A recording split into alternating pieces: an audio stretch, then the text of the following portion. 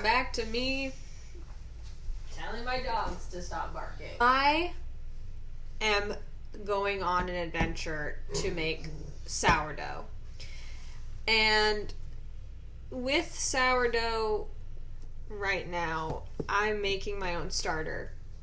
And basically all sourdough is flour and water and salt. Also, there's a leavening agent, which is the starter, which is what I'm talking about in this video. I love being stupid and not saying what the video is about. And to make the starter, you have to let flour and water sit for a week. And you do different rounds of feeding, and eventually in this, you will have different yeasts and bacteria and fungus from the air. I forgot to mention this, but the thing about sourdough is that all of the yeast and the bacteria, it's all unique to the environment that the sourdough starter is like growing up in. So everyone's sourdough starter is going to be different. So it could take longer or a shorter amount of time to make your sourdough starter ready to use depending on where you live. And this is cool because no one will have the same type of sourdough because everything living in it will be different for everyone, which I think is pretty cool. And also I know that the yeast and bacteria and all the fungus growing in like a food product sounds gross, but you know, it's not. That's what gives it's a leavening agent. And so instead of using like commercial yeast in sourdough, you just use the starter. And that's what makes it rise. And it also gives it flavor. And you could use sourdough starter and a bunch of other things like, I know on It's Alive they did like pizzelle cookies with sourdough starter, and now they're doing a series on donuts. So I'm going to be doing both of those as well. But I'm going to start on the sourdough bread just to see how the starter turns out. So this week I'm starting with the starter, And basically it's a 7 to 10 day process to get it to where it needs to be. I'm filming on day 2 because I forgot to do it on day 1.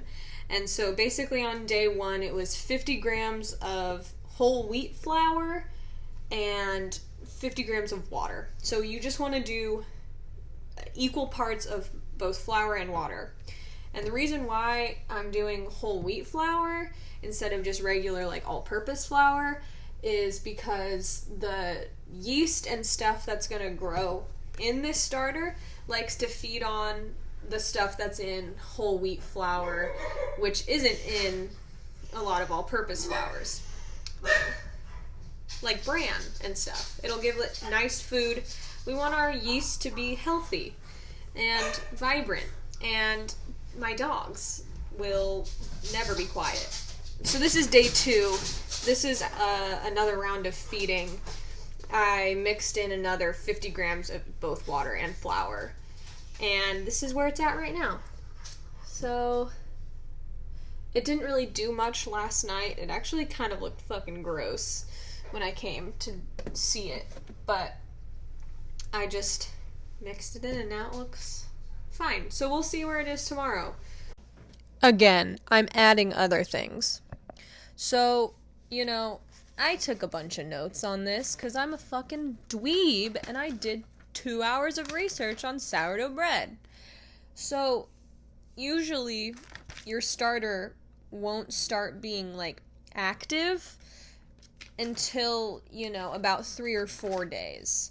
So if it's not active for the first couple days, don't be worried because it usually won't do anything. It takes a little bit for the yeast to be like, this is where I want to live.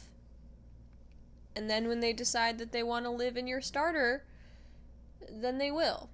But it might take a couple days. So don't worry, don't fret. Your starter is not broken. The yeasts just need time to settle down. Alright, it's day 3. It's time to feed my starter again. Today I am feeding it Ooh. All right, so I subtract 100 grams from my starter. This is what it looks like right now. It's starting to form air bubbles, you see, so that means it's starting to become active. So I realize that I've been saying active a lot without really explaining what that means. So basically, when I say that the yeasts are becoming active, it means that they're eating all of the good stuff in the flour that we're giving them, and they're starting to produce gas. And that gas is those bubbles that you see. So that means like the mixture is starting to ferment and become alive.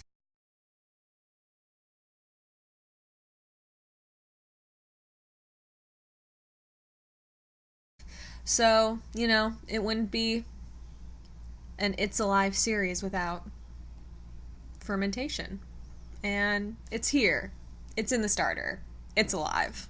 So I'm going to discard. It's starting to smell a little bit acidic, which is good. That means it's doing what we want it to do. Got my scale here. So yeah, I'm going to discard 100 grams of it. And so the reason why we can discard some of our starter is because we only need a little bit of starter to work with. You can have as little as 2 tablespoons of starter and still have it be active. So, all right.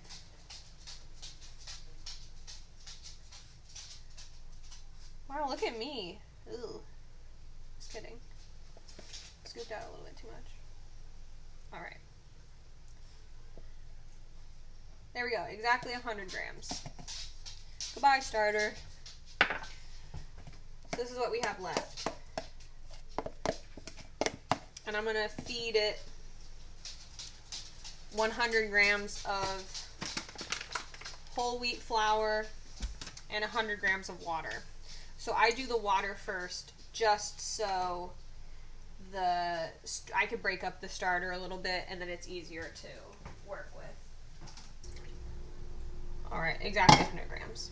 So now, just mix it with a fork around.